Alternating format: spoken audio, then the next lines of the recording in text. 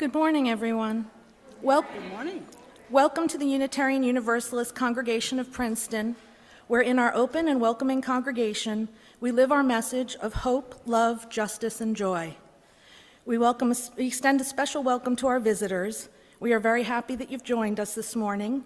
And if you haven't already stopped by the newcomer table just outside those back doors in Robinson Lounge, we hope you'll do so after the service. That way we can add you to our e-lists and make sure you're invited to all the different ministry events that are happening here at UU Princeton. We have a couple of announcements. Please plan to stay after worship on Sunday, June 14th for a full and festive day at UU Princeton. We'll begin with our beloved flower communion service, followed by the annual meeting where members will vote on important congregational matters. And then, the fun part, stay for our annual summer picnic. Bring a side dish to share if you're able, and join us for food, fellowship, and a joyful kickoff to summer together. You can find more details in the weekly newsletter. And happy Pride Month. Princeton Pride is coming this week on Saturday, June 13th. The 6th annual parade will be marching down Witherspoon Street and gathering for a party and fair next to the Princeton YWCA.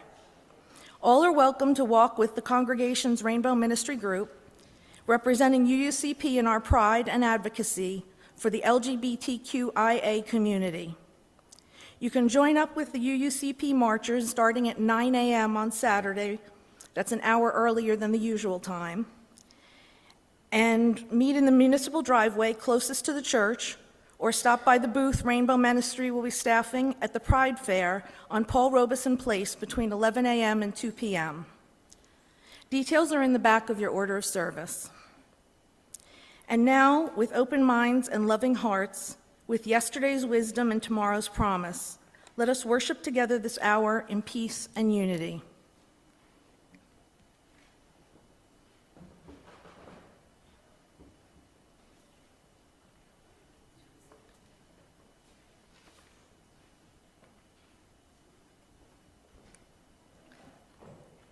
In need of healing. Welcome, you who come in need of healing. You who are confused or have been betrayed. Welcome with your problems and your pain. Welcome to your joys and your wanderings. Welcome, you need to hope, you are longing for assurance. Instead of answers, here may you find safety for your questions.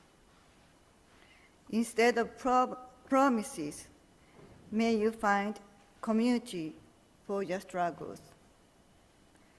People with hands and hearts to join you in engaging the challenges and changes of our day.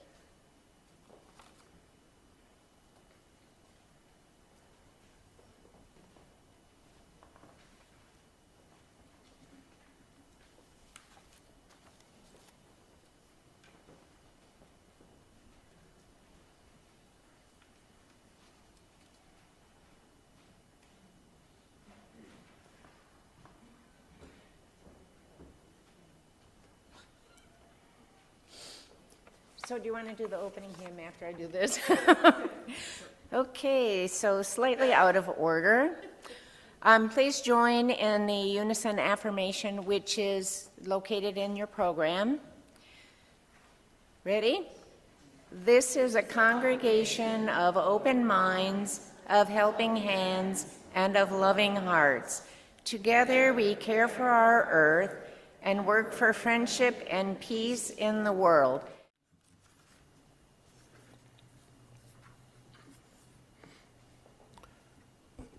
Our meditation this morning is a poem by Rumi, which I will read twice, so you don't have to listen that closely the first time. It's called Someone Digging in the Ground. An eye is meant to see things. The soul is here for its own joy. A head has one use, for loving a true love. Legs to run after. Love is for vanishing into the sky, the mind, for learning what men have done and tried to do. Mysteries are not to be solved. The eye goes blind when it only wants to see why. A lover is always accused of something, but when he finds his love, whatever was lost in the looking comes back completely changed. On the way to Mecca, many dangers, thieves, the blowing sand, only camel's milk to drink. Still, each pilgrim kisses the black stone there with pure longing, feeling in the surface the taste of the lips he wants. This talk is like stamping out new coins. They pile up while the real work is done outside by someone digging in the ground.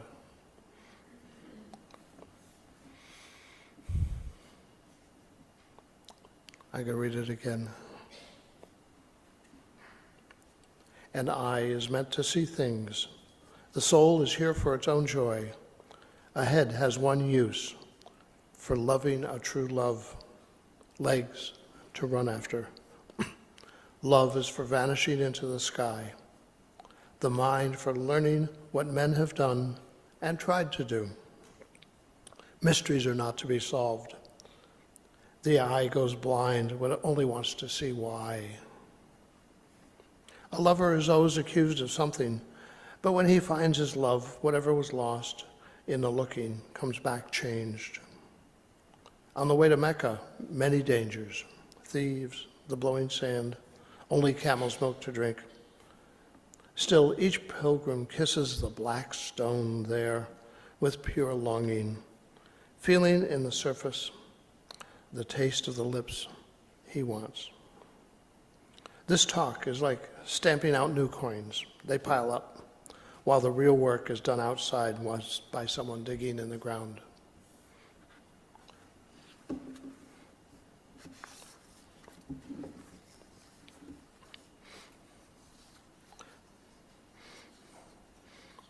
So I was perusing a couple of LGBTQ sites online, and I found this article I'm going to read.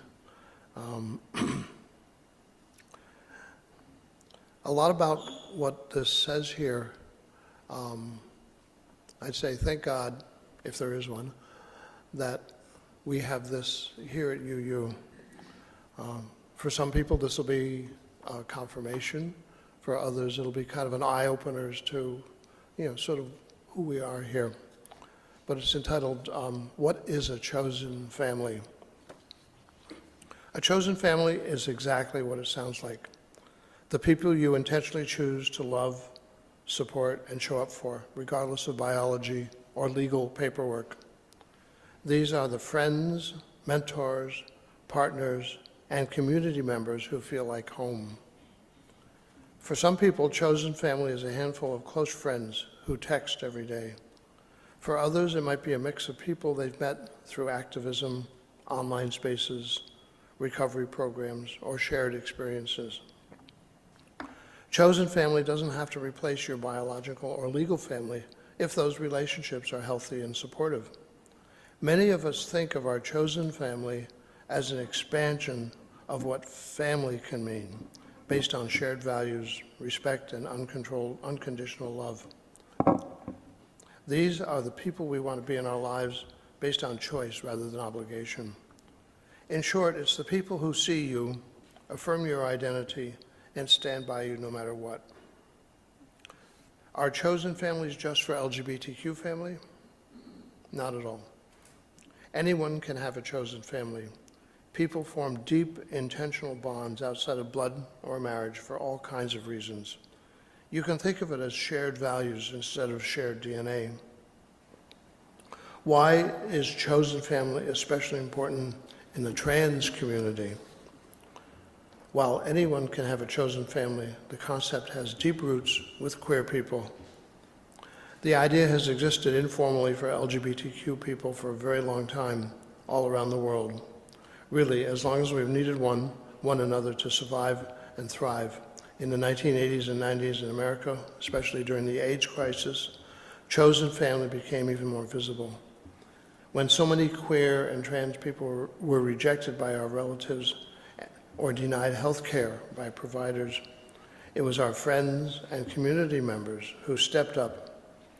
We became support systems to one another, providing housing, meals, hospital visits, a shoulder to lean on, and much more.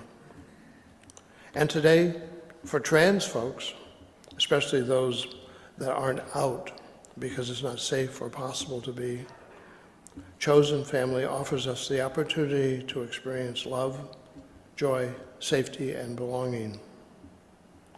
What does a chosen family look like? There's no single way a chosen family looks. It's as unique as you and the people who bring into it.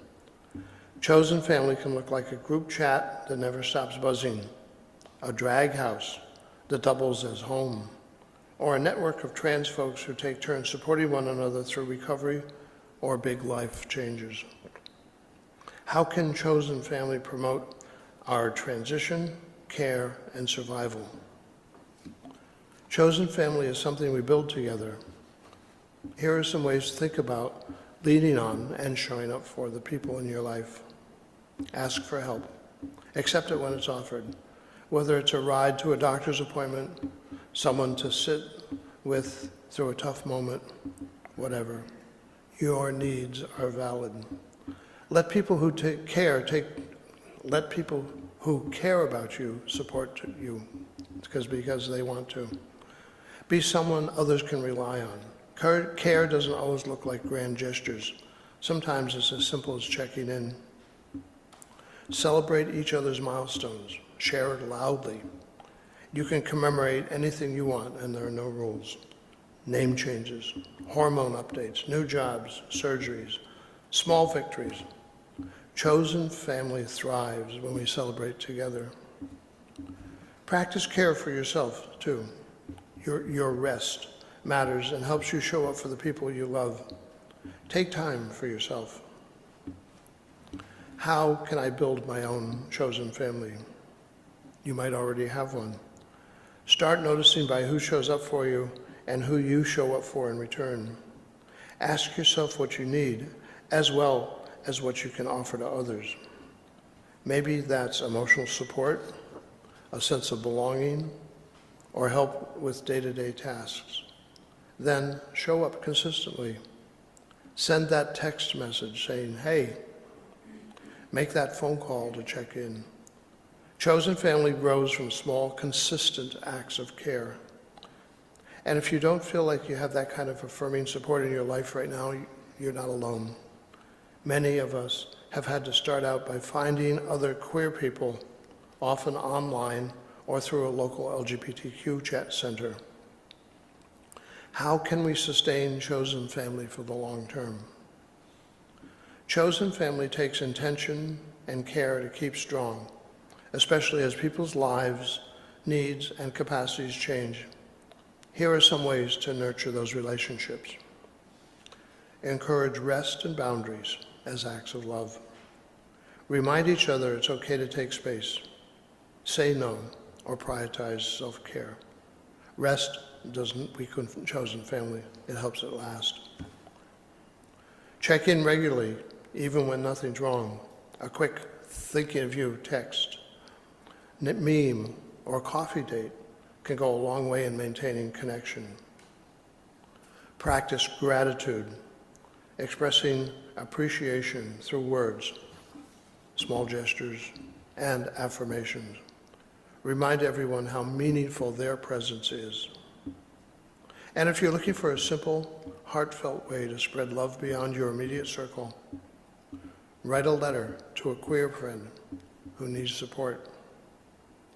This meaningful action, especially during the Pride season, along people you care about, helps others to feel seen, supported, and part of a larger chosen family that spans the world.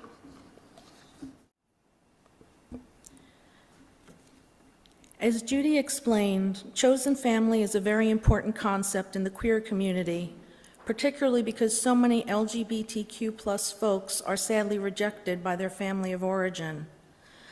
I am very fortunate that my family of origin has been entirely loving and accepting, and yet still I welcome more individuals to add to my chosen family. There are people out there who will be our safe space, who will love us as we are, who share our values and experiences. And you don't need to be queer to want to find your people. I suspect most of us have found some of our chosen family right here in this room within UU. In the poem Emotionally Safe Spaces by Rivery, the poet describes their longing for chosen family.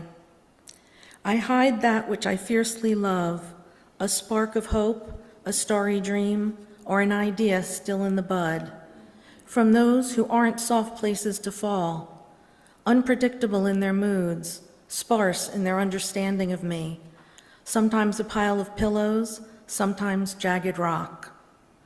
One day I'll find friendships that are emotionally safe spaces, who will take care of my heart, make it feel cherished, without ever demanding it be anything other than all it is.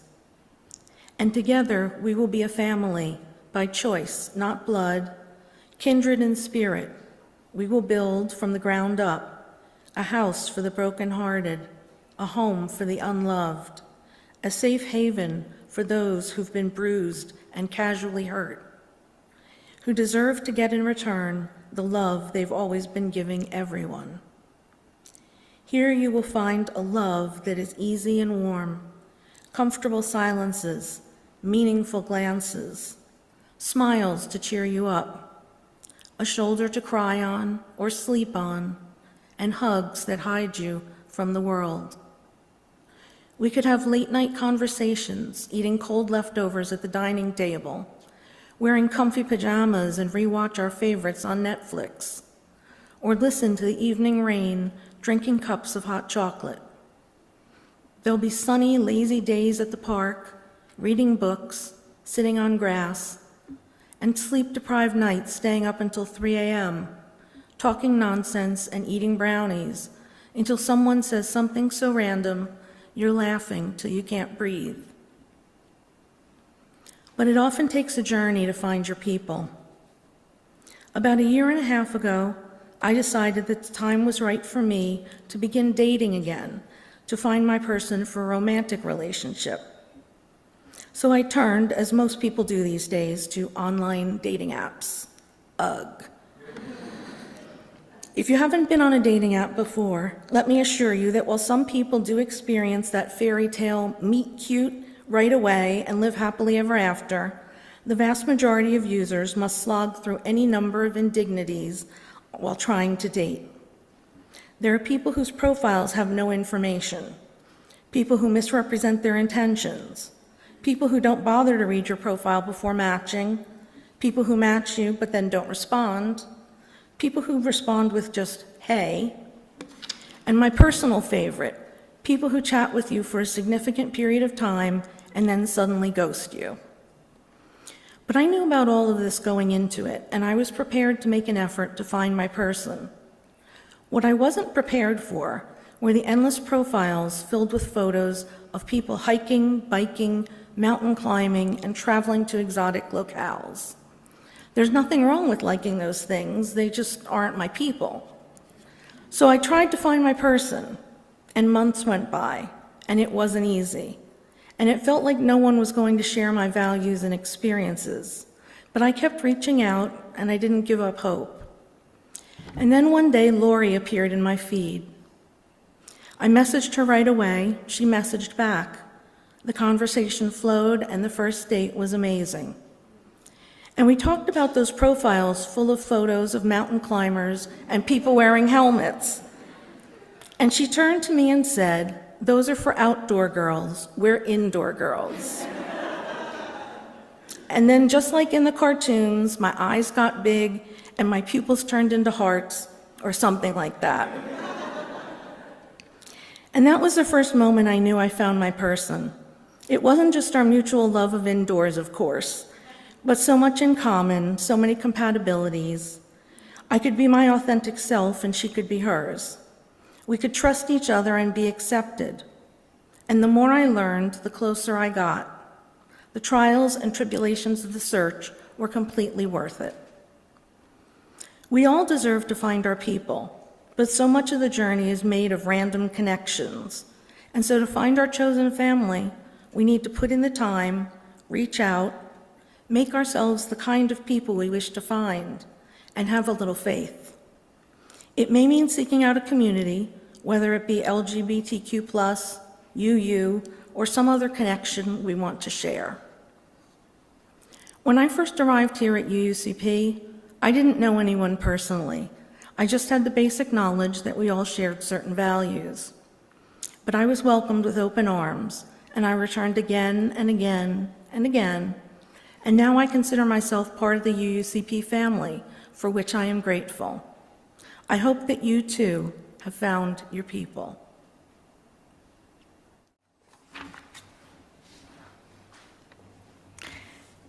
Some folks have heard me be very effusive about the book Braiding Sweetgrass. I have absorbed many chapters and made them the heart of my meditation. Here's a part that I really love that speaks to me for today. Author Robin Wall Kimmerer, Indigenous, deeply insightful PhD and lover of botany, learned that her middle school daughter had stopped saying the Pledge of Allegiance with her class to start the day. Her daughter had absorbed so much of Indigenous values that she knew there was more and deeper reality to pledge herself to. Robin took that in stride and happened to visit an Onondaga school, a nearby school of Indian children.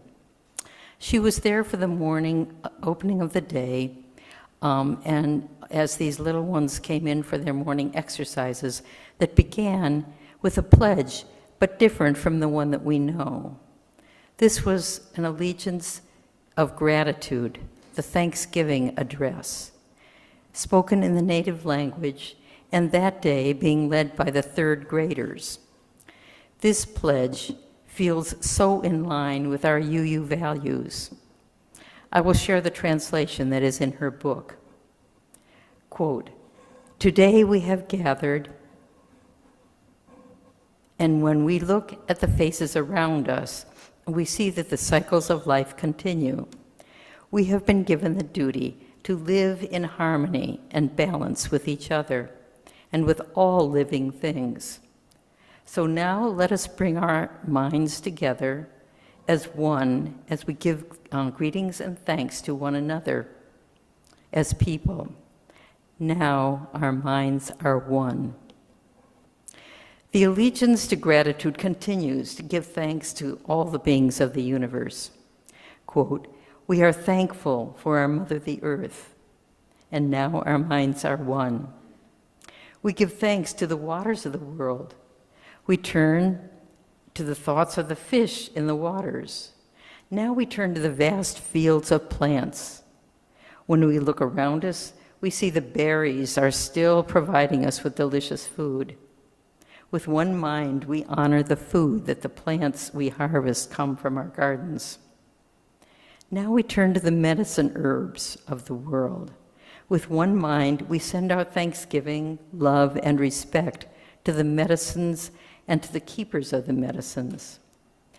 And as with each one of these grateful acknowledgments, there is the response, and now our minds are one." But that's not the end.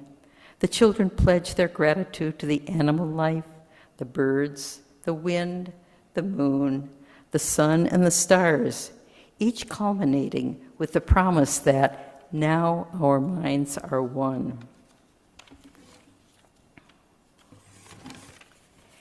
I wanted today, in this month of June Pride, to pledge an allegiance of gratitude, a Thanksgiving address to all who come before us, blazing the queer trail and marking the path of brave lesbian, gay, bisexual, transgender, non-binary, intersex, two-spirit, and every identity of queer folks from every century, every nation, every continent, every ethnicity and faith practice, every physical and mental ability and spiritual expression, and every level of visibility and privacy.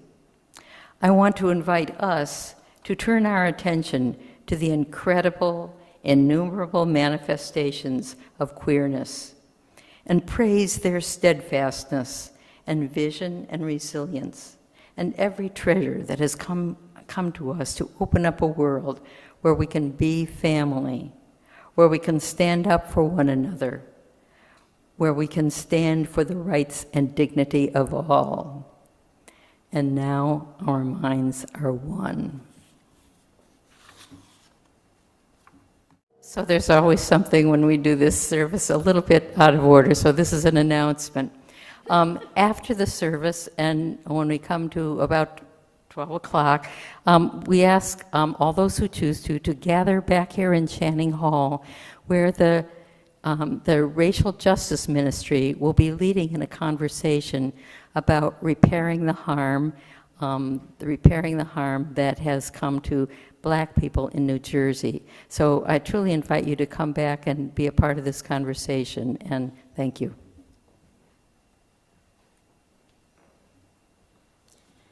And at the end of our hour, we extinguish our chalice, knowing that its light stays with us until we gather again.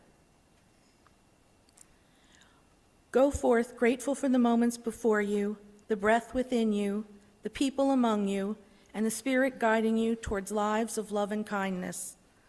And go forth knowing that you are held always and always with everyone else by that great love of no beginning and never ending. Go in peace, and amen. Amen.